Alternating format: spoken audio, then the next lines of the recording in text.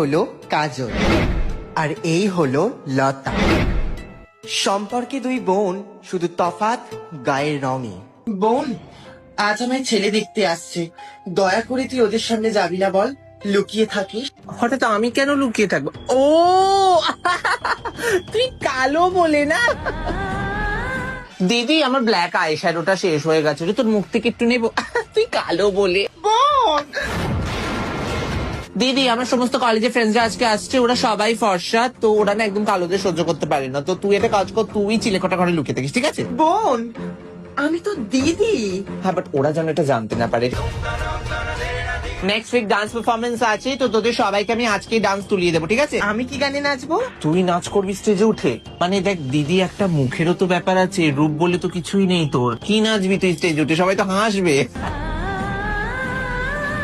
আমার দুই মেয়ের মধ্যে আপনার কাকে পছন্দ? এটা আবার জিজ্ঞেস করার কি আছে? অফকোর্স আমাকে পছন্দ করেছে।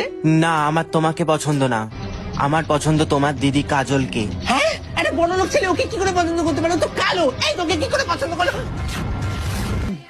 গায়ের রংটা কালো হতে পারে, কিন্তু তোর মতো মনটা কালো নয়। মানুষকে সম্মান করতে শেখ, তবেই পাবি।